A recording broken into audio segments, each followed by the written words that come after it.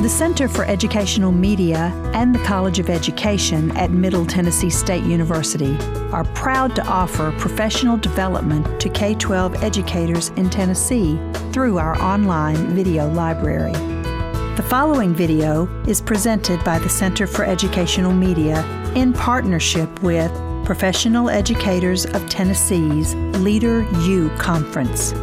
For more professional development videos, check out our website at cem.mtsu.edu.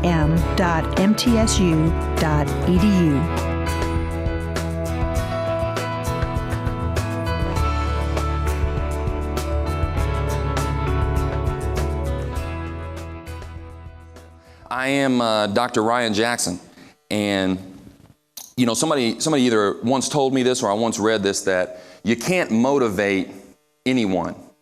Motivation comes from within. What we can, however, do is inspire. So my sole goal today is to inspire you. You know, I've been thinking about this long and hard, and although I've done some smaller keynotes, I've never done one that felt quite like this, Mr. Bowman. I want you to know that. So this is new for me, so embrace it and be kind. But I'm here to inspire you today. And with that inspiration is going to come really a story that I'm going to tell. And I want you to know that I'm starting with this image here because this story does have a happy ending. We are going to go to some dark places. We're going to go to some recesses. And I want you guys to think about that because I've thought long and hard and reflected on A, why I'm doing this keynote, and B, what is the purpose of a keynote. So if I'm here to set the tone, if I'm here to set the stage for equity and excellence in education, then that's my plan today. My plan is to inspire you as we go forward to change lives and continue to add equity and excellence in education. That's how I live my life. One thing that I think you'll appreciate about this particular keynote is, you know, I am an active practitioner. And I got to give a big shout out to my friend who's also presenting today, my friend, my brother, Dr. Tim Drinkwine. He's in the audience. And he told me not too long ago when I asked him in kind of a vulnerable moment, you know, I said, Tim, I need you to tell me the truth, man. Because I'm pretty wild out here, buddy. I bang my chest pretty loudly for kids. No fear of doing that. And he told me, man, and it really put me in my place. And he said, you are an active practitioner. You do the work. You're in the work. So I think what you'll get out of this today is this is a person that stands in front of you that is literally 10 toes down. He's on the front line of education every day, impacting lives. And that's a story that we're going to tell today. So this is an image here. And what's cool about this keynote, and Mr. Bowman, where I was going with this is almost real time. This just happened last week where we received a $500,000, a $500,000 grant from Parker Hannifin, which is a global filtration company, to build an innovation lab inside Mount Pleasant High School. And if you haven't heard of Mount Pleasant High School, I'm going to get to that. That's a good thing. But first, we're going to go to some dark places. This keynote is titled Education in the Age of the Underdog. And I specifically called it that because I believe right now we're on this precipice of danger. They're calling it a crisis in education. And I've really tried to get my head around that. If we're really in this crisis, then I'm going to embrace this model that I learned when I went to China. I went to China as part of this Vanderbilt group, Principles of Learning Academy in Nashville while I was in Metro Nashville Public Schools. Spent 2 weeks in China. And my biggest takeaway from the Chinese was this. When it comes to crisis, the Chinese look for opportunities in the midst of danger. That's their whole view on it. If there's crisis, we've got a growth mindset. We don't run from it. We sift through the sand to find the opportunity. So if we're really in this crisis in education, then I'm charging all of you to find the opportunities, because that's what I've done. So back to that first picture. If we know that budgets are being cut, if everything is centering around funding, financing, then how did one school in remote rural Tennessee just land $500,000 for an innovation lab to be built in one of the smallest high schools in Murray County? How we do that? Because I look for the opportunities in the midst of danger, and we're going to get to that. But that's what it is about education in the age of the underdog. And we can't get there without explaining why I'm the guy who wears the fancy suits, the Jordans, the sunglasses, speaks directly into the camera on Twitter. We can't get to that without explaining this part of the story, because I am an underdog. That's why I fight for him so heavily. You can probably imagine which one of these is me. So I grew up a redheaded stepchild, literally, right? And I was thinking about this in the car ride over this morning, and my wife was trying to be really sweet. She was talking about other things to get my mind on something else, but I could not stop thinking about what you and I are getting ready to engage in. And I was thinking, like, I was going to ask you this question. You know, name five successful redheaded people. This is where my brain was going this morning. I'm like, name 5 successful redheaded people. It's really tough to do. You've got to like really rack your brain and think, okay, Carrot Top, he's that comedian. Like you're really trying to think. Man, I grew up a redheaded stepchild. This is my father on the right. His name is Stephen Jackson, rest in peace. He's deceased. He died not too long ago. And truth be told, man, it was a culmination of things. Ultimately, it was a result of hard living.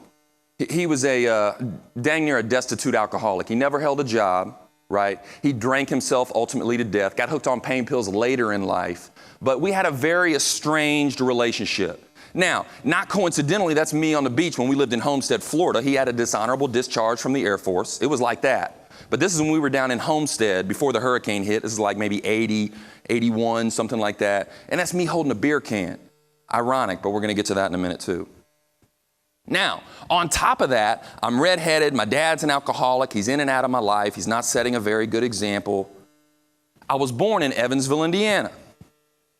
And the red doesn't translate real well. I was going for this ominous thing, so just go with me. I was born in Evansville, Indiana, which at face value is kind of like, so what? Until you start digging a little bit deeper. So Evansville was consistently ranked in the top 10 of most miserable cities in the United States. That's a fact.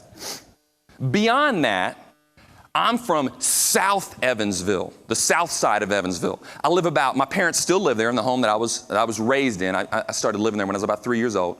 So I'm from South Evansville, about 2 blocks from the levee, okay? And I tell people, because in terms of proximity, it's true. I grew up in between a thoroughbred racing track. This is Ellis Park, which is in Henderson, Kentucky, just on the other side of the Ohio River from Evansville, right? But it was probably 10 minutes from where I lived.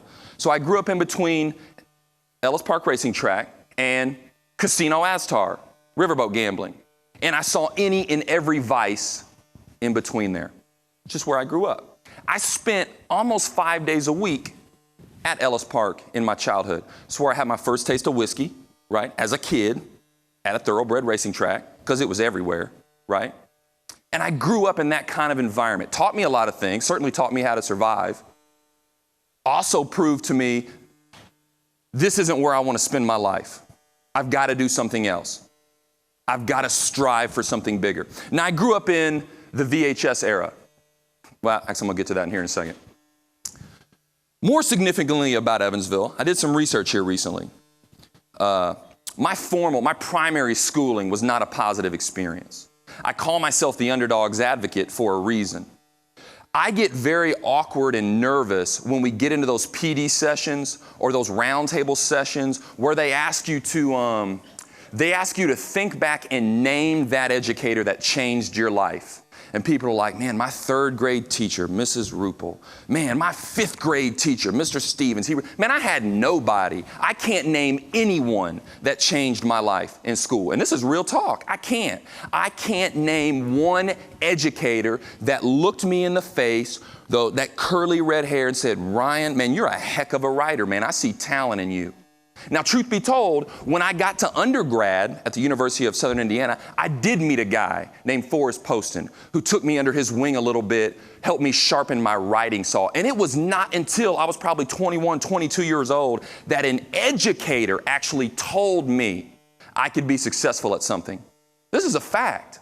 So then I said, you know what? Let me see where my schools are now. So I'm from Evansville, Indiana. I got this from the tristatehomepage.com. There's my elementary school. There's my middle school. And as I reflect back, and I can't give you the grade of what they were in 90 and 92, but I'd be willing to bet not much has changed. And it saddens me to this day. I don't live in Evansville anymore. I now live in Murray County. I just spent 14 years in Metro Nashville. But this is where I've come from. So an alcoholic father who wasn't there. I lived in between a thoroughbred racing track and Casino Astar. And I went to an elementary school that currently has an F and a middle school that currently has a D. Now, my high school, I did that research too. They had a C. They're average. I'm going to show them some love. Harrison High School. They got a C. They're hanging in there. But where my foundation was currently sits at an F. So I knew I had to do something different. And I grew up in the VHS era, right? Which meant this. I had a video store, and I now have a 3-year-old son. And I look at him and I think, you know what? There's so much awesomeness that I can share with you, show you, we can celebrate together. One thing we'll never experience together was that trip to the video store. That living, breathing, brick and mortar building where you went and looked at the video boxes and turned them on the back, and you know what I mean. I mean, if you grew up in that area, you understand. So I had one, it was called Green's Video, that was about 2 blocks from my house. And that's what I did. So my mother would give me $1.50, and I would walk to the video store every Friday and rent a movie. And it was out of that I just cultivated this love for filmmaking. And as I've reflected as an adult, it was way less about filmmaking and more about storytelling. I wanted to be transported. I wanted to see something different. This was my global introduction to things. And the reason I put this up here on here is this is Baba King. This is a short film that I did. So I first fully funded, $45,000, a feature film, which is what brought me to Nashville. So we make this feature film. I produced it. I raised money for it while I was in undergrad. We shot the film in Nashville. I moved to Nashville once I graduate, raised the finishing funds. I sell that film in 2004 to Artistry Home Entertainment. I moved to Los Angeles briefly, and the guy that I'm living with, who was about 35 at the time, was living in a 1-bedroom apartment in Hollywood at 35, and he was working at a bookstore. And I made a decision that that wasn't going to be me. So I moved back to Nashville. Fall in love, try to keep my film career going, because Nashville was still buzzing. There's production houses and things like that. So I produced this film, Baba King. And ultimately, Baba King tells the story of kids raising kids. That's ultimately what it's about. And I've seen so much of that in my education experience, but this was before I even got into education. So I wanted to be a filmmaker. I wanted to tell stories. And the irony about my journey as a filmmaker is, A, it didn't last very long, but B, it gave me this platform to connect with in terms of kids. And I didn't even reflect on that until recently when I first started to think, man, why was I accepted at Maplewood so quickly? Because I worked there for 10 years. This is one of the hardest schools on the planet, certainly one of the hardest in Tennessee. Why was I accepted so quickly there? Well, my willingness to take risks as a filmmaker, my willingness to look at things through an empathetic lens as a filmmaker transferred to my willingness to help the underdogs at Maplewood. And that's why I think my filmmaking experience is valuable, especially in our conversation today. And finally, the next thing about me, somebody was telling me yesterday, they said, that principal you got over there, they were telling somebody that works with me, they said, that principal you got over there at Mount Pleasant, you guys are doing some big things, but why does he take all those selfies of himself in the gym? I said, that's good, that's humbling. Okay, I'll accept that. And I said, well, let me tell you why I do that. You know, I told you about my father a little bit, and here's the reality. I'm gonna shoot you straight this morning. Everything you'll see from me will be 100% authentic. Man, I'm an alcoholic. And I'm standing up here really for the first time publicly and saying that out loud, hearing myself out loud. I avoided using the term for a long time, but here's the kind of the realization that I've come to. My father was an alcoholic. It's genetics. I got into a situation when filmmaking wasn't going well, and I was in a very tough relationship, and I too started to use alcohol as a crutch to the point that it grabbed me. It had me. You can ask my wife, Leticia. I mean, there was a point in my life where it had me. Now, if I wasn't going to talk to you about how working out and weightlifting has changed my life, I would show you another shot, one that I don't have because selfies weren't cool at this time, but it's me sleeping on the floor with no furniture and an Old Navy pea coat as a blanket. That's where I was. I met my wife at this time. She knows this story. I had nothing. We were still drinking at this time. But my wife and I had a 12-pack of beer, and we were sitting on my floor, and there's absolutely nothing in it. True story. So 4 years ago, I made a decision. Stop drinking altogether, cold turkey, just cut it out. right? Convince my brain that it's literally like drinking poison. And I've used working out, exercise to combat that, to trick that part of the brain that these endorphins are worth much more than the destruction you're putting into yourself. So there's times, full transparency, when I'm taking those selfies and I'm looking at that other person and I'm asking him, I'm judging him, I'm talking to his progress. That's what I'm doing. That's why I post those. I didn't put it that fiery to that person, but that's where I'm coming from when I do that. So my wife took this shot at me, and it means a lot to me because I get in there, I'm in my zone, and to a degree, this is my sanctuary. This is what I do. This is how I heal myself, and it works for me. So much so I've connected with other educators throughout the United States with this movement we have called Fit Leaders. And I've connected with so many principals and so many educators, and here's why. Man, $163 million annually is lost in leadership turnover. 50% of principals don't make it past 3 years. Man, it is emotionally, physically taxing. Speak to some of these superintendents, man. Speak to my man, Tim Drinkwine. It will crush you if you let it. I refuse to let it. I refuse to let it. So I'm in there sharpening my saw, getting myself better every day. That's why you're going to continue to see those selfies. Now, we are the underdogs. And this is a very controversial picture that I'm putting up here, but I chose to include it anyway. I did 10 plus years at Maplewood High School. This is one of my favorite pictures that I own, that I have. This was a candid shot that somebody took of me with a student that is still alive, that I still think of a lot. And the other picture on the right is one that somebody sent me recently. He's now an adult, didn't graduate, been out of school. And I asked myself a lot, did I do enough? Was I bold enough? Wrote a blog recently, and I was putting in there like, are you bold enough? Is your leadership bold enough? Man, I ask myself that all the time. Were you bold enough? If you were bold enough, he's not in this picture doing this. And this is the new fancy thing, man. You're going to see it. That's where they hold the extended clip. You'll see it. This is him when I had an opportunity to keep him from this, and I didn't. I failed that mission. And I think about that a lot. To the extent I can get emotional about it. But we are all underdogs.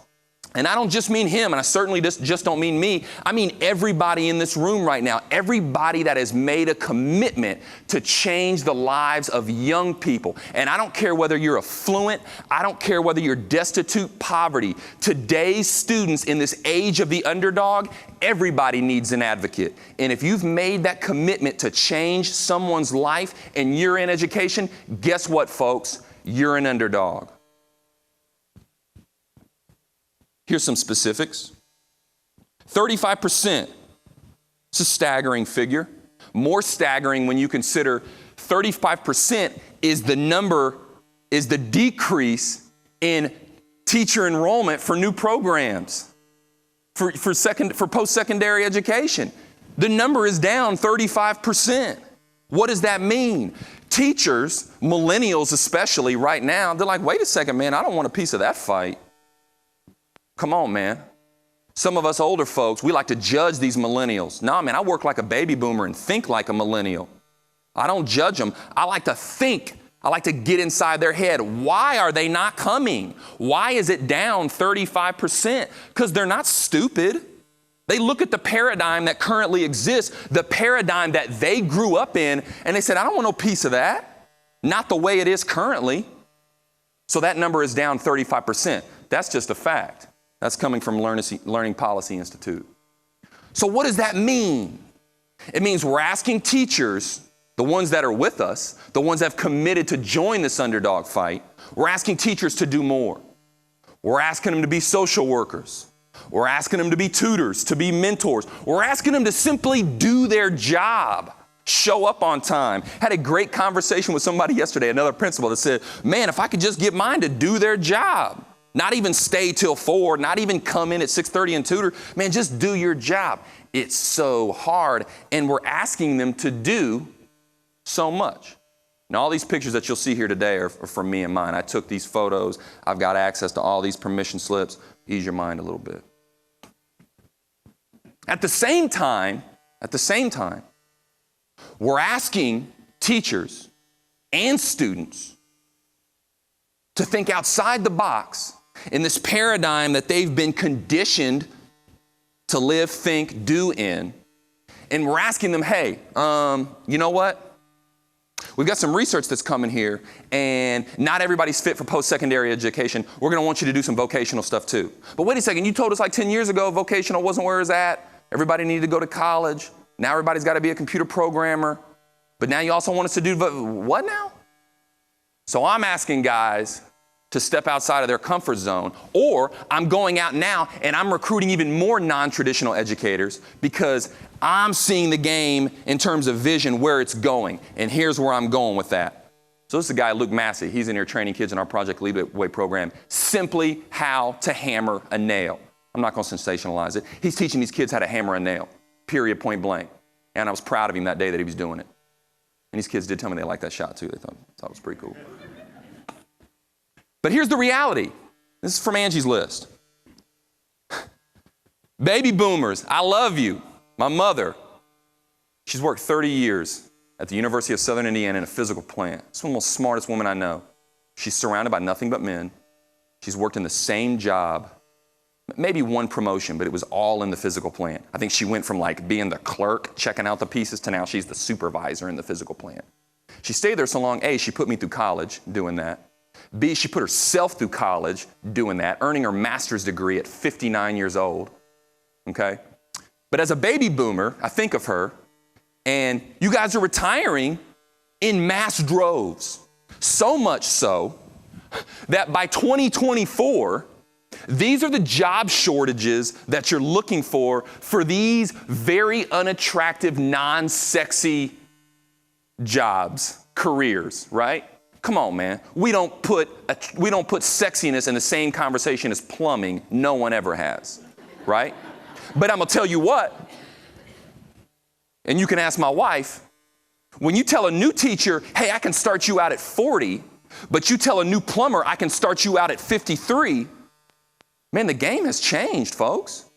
But yet we're not selling those programs. I'm going to start selling them. And here's why. Because 181,000 electrician positions are going to be available. And Angie's List is so concerned. They're so spooked. They're saying, we can't fill these jobs, guys. Help us. They're reaching out to us all the time. HVAC techs, 84,000. Plumbers, 105. Carpenters, 169,000. That's why I'm proud that at Mount Pleasant High School, we just built a 1,200 square foot home, sold it at auction for $58,000, and it was completely built by children. Because I'm preparing carpenters for these 169,000 positions that will be available by 2024. Yet you want to tell me about standardized testing? Let's have a real conversation today. Now, students are the ultimate underdogs. Here's a guy that some of you guys will get to see later. This is Dr. Ron Woodard. He's the director of pupil services in Murray County. Also happens to be my mentor. Also happens to be one of the most hardworking, toughest individuals I've ever met. Forged me by fire in terms of my leadership training. He's in this picture with me. And these two guys are seniors, just graduated from Mount Pleasant High School. Now, I think about them a lot because I only had 9 months with them. I only had 1 year with them. And then I got to throw them head first out into the real world. So I think about them a lot. Man, students are the ultimate underdogs. Everything is uncertain. There's all these jobs waiting for them that they don't know how to do, that they don't have any skills for, right? They don't believe in the current education paradigm. Believe that. You know how I believe that? Because I'm in schools every day, 10 toes down, talking to students. And here's what they'll say to me, a lot. Man, I learn more at home on the computer than I do at school. What do you mean? Man, if I want to learn about the Pythagorean theorem, I'm going to go to Khan Academy or I'm going to go to YouTube. And I'm going to learn it by myself, on my own time. If I want to learn how to tie a lacrosse racket head, I'm going to go to YouTube. It's going to take me about 30 minutes to figure that out. They're starting to call it the Netflix generation, and I love that. I've heard centennials. I've heard all these different names, but I love that one, the Netflix generation. Man, they are the Netflix generation. Because you know what? If they don't like what you're selling, stop, next. I'm switching from Flash to Green Arrow. Your time is done. I ain't got to waste time on any commercials. I'm not fooling with cable. None of that, man. I had to get up off the couch and turn the TV. Right? USA Up All Night, that's all I had. Man, they've got Netflix. What more do they need? Man, they are the ultimate underdogs, man, because what they don't understand is once they get out into the real world, it ain't Netflix, man. You're stuck with what you got, you know. Unless you're a millennial, man, these guys will hop off board real quick. They give you 6 months. They give you 2 days. I'm done. I'll find something else. That's why they're buying small. They're living meager because they will bounce on you in a hurry if they don't find purpose in what they're doing. Now, I talk about them being the ultimate underdogs, and here's really why. Coyness aside, here's really why. Too often in education, we're asking kids to be here.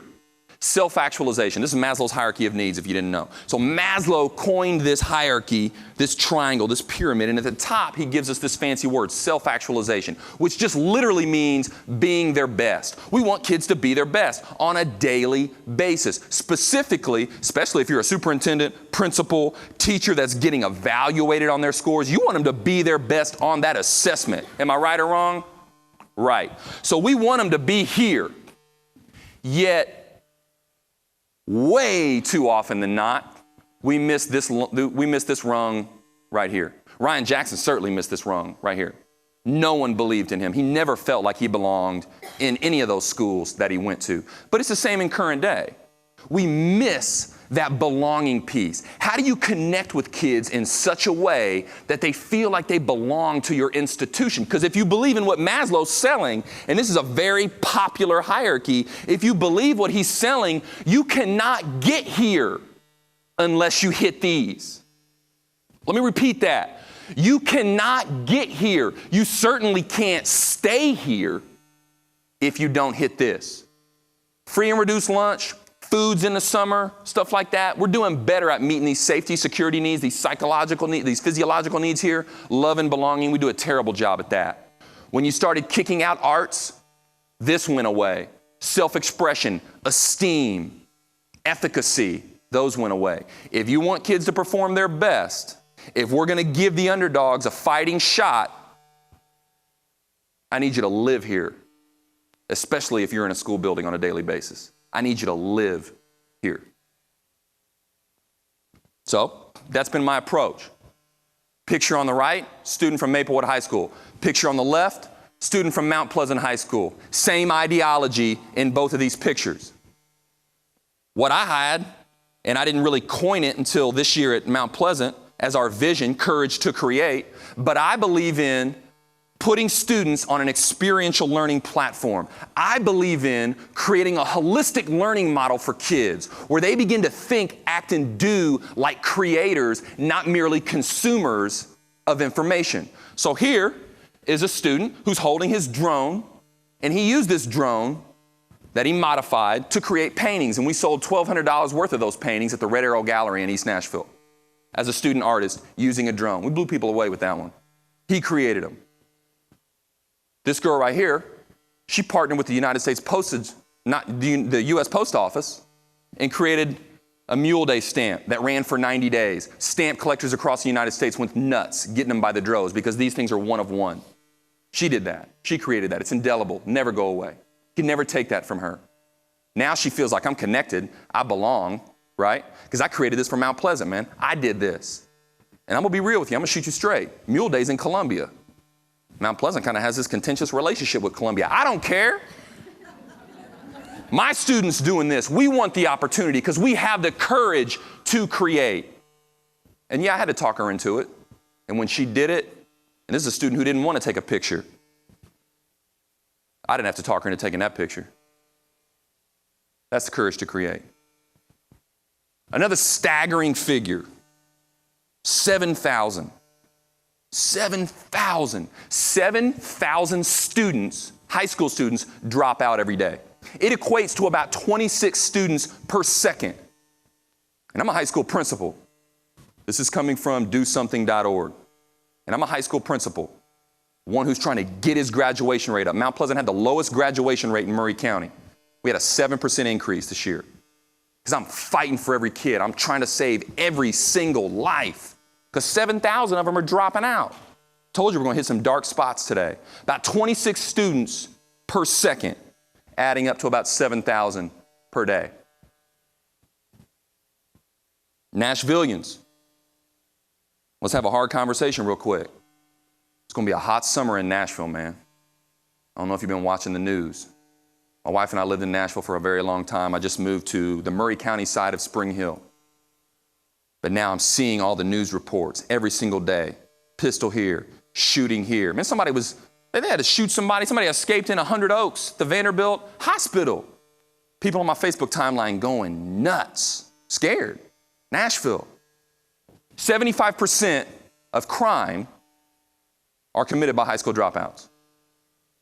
So you've got to start thinking about this correlation. We've coined it the school to prison pipeline. We gave it a fancy name, the school to prison pipeline. But you've got to start thinking about the impact of your work. If we just let them drop out, if we don't go that extra mile, if we rationalize our behavior and our willingness to let them go with, well, they weren't intrinsic enough, well, I can't save them all, then be fine with that number. And be okay with it when it's on your Facebook timeline. Man, because we are on the front lines. It's you and I, folks. If not us, then who? Because we know that 7,000 students are dropping out every day, and we know that 75% of crimes are committed by high school dropouts. What are we doing about it? Man, it's me and you. What are we doing about it? Now, I'm reading a book right now by a guy named Jonah Berger. It's called Contagious.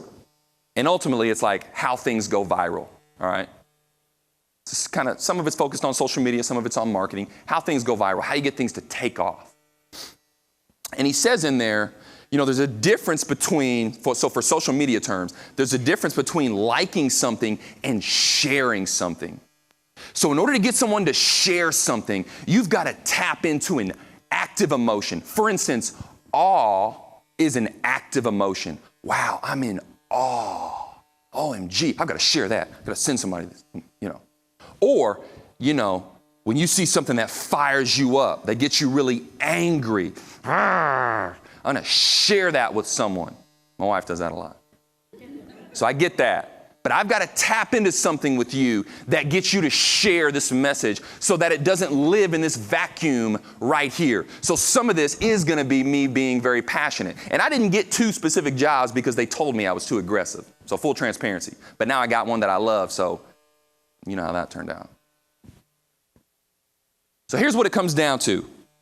Breaking that machine, breaking that paradigm, burning down the house, destroying that standardization education model, an archaic model that was built over 100 years ago when we were preparing kids for an industrial revolution, when we were preparing kids, if you've read the book The Jungle, to go work in a meat factory in Chicago with ankle-deep water or standing on an assembly line. I mean, you know how out of touch we are? So there's this new assembly line. There's this new factory right outside of Mount Pleasant. It's called Landmark. It's a textile factory. And it's an Italian factory. It's a company, state-of-the-art building. I mean, it's incredible. But it's a factory. They use the word factory. So people think factory. Guys on a conveyor belt, right? You're doing this. Man, they've got like less than 100 people in that factory, and it's huge. It's all robotic. The game has changed. Why are we still preparing kids in an archaic 100-plus-year-old model when the game has changed? Why do we tell kids, go do math for an hour, now go down the conveyor belt and do science for an hour? Why are we doing that 100 years later? I'm refusing to do that. So that's why we're breaking the machine. And I'm calling it the rise of the underdog. So you're asking me, well, hey man, you're an active practitioner. What are you doing about it? We created America's first pre-K through 12 STEAM campus. That's what I'm doing about it. Sold my superintendent on it with a simple vision. I said, listen, man, here's the reality. You asked me to come down from Nashville to come to Mount Pleasant. And I was sold on this precipice. This is a school that needs a lot of help, but it's a good school. It's going to be an arts focus. And then when I got down there, I realized it's a lot more than that. I mean, this is a tough community. This is a destitute community. These are people that need a lot of help. But you know what? I had a meeting a couple months later with a guy named Aubrey Preston. I didn't know this at the time. But Aubrey Preston He's the guy that worked with Jack White to save Studio A in Nashville. He's pretty much the unofficial mayor of Leapers Fork. He's besties with Timberlake and Kid Rock and Bill Belichick and those guys. And he was telling me, he said, man, I had a meeting with him set up by a friend of a friend. And he says, when I wanted to do something with Leapers Fork, it was a mud hole in the ground. Mount Pleasant is Leapers Fork 15 years ago. Go make that place successful. Because it'll be out of the ashes that you make this successful. So that's what we're doing at Mount Pleasant. So I took that idea to my superintendent, and I said, man, you put me out here in exile, right? I almost apologized. I had two people come down from O'Moore College of Design. I'm going to get to that in a second, but I'll go ahead and let the cat out of the bag. We partnered with O'Moore College of Design in Franklin. It's an art school. So we're partnering with them to have a fashion pathway inside Mount Pleasant High School. And they came out, their new president and an instructor, and I felt the need to apologize just because of the drive. I'm like, man, I'm sorry. Thanks for coming out. I apologize. I know we're way out here, right? I mean, it is a trek. I felt like I was exiled when I first got out there. Now, not necessarily in a negative way, because again, I'm always looking for the opportunity in the midst of crisis. So I told myself, fine, if we're way out here and no one really cares about us, and they certainly don't want to help us, then I'm going to do whatever I want to do. And let's just see where the chips fall. Right? Nashville had already offered me a job. They wanted me to go somewhere else. I guess I could always go back there. I took a risk, and I came down to Murray County at this school in the middle of nowhere. He said, you want to be the first STEAM high school in the United States? How about we do something bigger than that? We'll be the first STEAM campus in the world. Why not? Here's something to know about Mount Pleasant. Population about 4,800.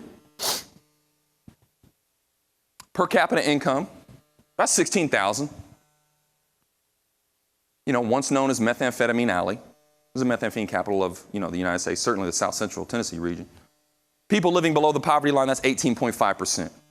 Now, I got a couple of Mount Pleasant folks in here. I got a couple of Murray County folks in here. If I'm lying, guys, stand up right now and tell the crowd I'm lying. There's a couple of them in here. If I'm lying, stand up and tell this crowd I'm lying. This is what we're dealing with in Mount Pleasant. So you're going to go to this place and you're going to try to implement one of the most innovative education paradigms known right now. Yes, I am. That's exactly what I'm going to try to do. They may fight me tooth and nail on it, but that's what I'm going to try to do because I fight for underdogs. And I know that these kids here who've historically been underserved deserve just as much of a fighting chance as other kids. So I wasn't worried about that stuff. So the motto here then was going from outcasts to outstanding. How do we go from outcasts to outstanding? Mount Pleasant was, again, this place in exile where they sent people to die. That was the culture. They're like, man, you ain't doing real well. Go to Mount Pleasant. Whew. Banished. It's like a gulag. I took it, I wore it as a coat. Like, come on out to Mount Pleasant. I'll apologize when you get here for the drive. But how do we go from outcasts to outstanding? That was the mission. This is the first week of school, the very first week, because this is Friday. This is how I know it's Friday, because I always dress down on Friday. I didn't wear a tie today, but Miss Lorraine Henry will tell you, I dress pretty nice Monday through Thursday, yes? I try to set that tone for kids. I try to set that bar really high. Like, hey guys, I'm the leader of this building. I represent you, and this is how I do it. Now on Fridays, I bring it way down. And this was the students' first taste of that. So they saw this guy for the first 4 days with their new principal, right, who's dressing like this investment banker with some panache to him. And then on Friday, I come in like this. Like maybe I just got done honky-tonking, right? And these students, man, it's really touched me, man. These students, these girls grabbed me on the way out. I had not even gotten a chance to really know these kids yet. And they wanted to take a picture. Yeah, let's take a picture. Absolutely. It blew their mind, right? But don't take my word for it. I mean, take theirs. She says, not a good picture, but I'm so excited for this school year with one amazing principal. Amazing. She'd known me for like 4 days. But that was the energy we were bringing in there. That was the mindset. It's going to be different this year. I've got your back. Yes, I'll take a picture with you. No, I'm not afraid. And yes, I'll wear my sunglasses when I do it. This guy, he says, good first week of school, y'all. Go follow Ryan B. Jackson and watch the changes made at the Mount. This one touches me the most, though. He put hashtag courage to create, man. Oh, come on, what student puts their vision on a tweet? Their school's vision. Man, I didn't ask him to type that, but I did say yes when he wanted to take my picture. I said, come on, man. That's Curtis Share, man. Love him, right? Now, it wasn't just the kids, though. I had to jump in and make these teachers feel like they're a part of the fight, too. So we did a Decades Day, right? I can't remember if this was Decades Day. It might have even been Sports Day. But here's a guy. He's one of my teachers. And, you know, I'm trying to blow people away. I'm trying to wow them. I got my 1969 Cubs jersey on. I'm a fan. I'm a big Cubs fan, right? Shout out Joe Madden, Cubs, Theo Epstein, world champions out here. I got my Cubs jersey on. And this guy has to one-up me, man. Got to be a one-upper. This dude breaks out like a 1992 Kellogg's unworn USA Olympic jacket. Oh, he was so proud of it too, man. I had my jersey on. You know, I was flexing. It was Friday. He's like, I ain't gonna lie. I asked him if I could wear it. He wouldn't let me. But that's the impact that we had to take. That's the impact that we had to take. But it's more than that. It's more than dressing down on Fridays. It's more than getting teachers to understand that we've got to look at students through an empathetic lens, even if that means taking risks and being vulnerable. It's also about selling your vision to industry. It's also about getting, businesses to buy in. And here's why. I want to be known as a principal who created a self-sustaining public school. I want to be known as a principal who asked very little from his central office. So I'm gonna keep it 100 with you today, as the students would say. I had this mechatronics program and this Project Lead the Way program that the district had given us, right? I had absolutely no money for it. I was using a room that used to be a weight room. Miss Cindy Pride, who's in attendance, Miss Lou Ray, who's in attendance, again, they'll speak on this. This is truth. It had no HVAC. So the students are working there. Imagine August. Ooh, brutal. That's the only space we had. That's where we're working. That's where we're getting the work done. I'm not complaining. We're getting the work done. It's one thing I love about Mount Pleasant. I'll tell you what, rural folks, and I've now got urban and rural perspective. Man, rural kids, they'll work in the heat. They are not worried about getting sweaty. Whereas I know some kids, I ain't doing that. Not these guys. They'll work in that heat.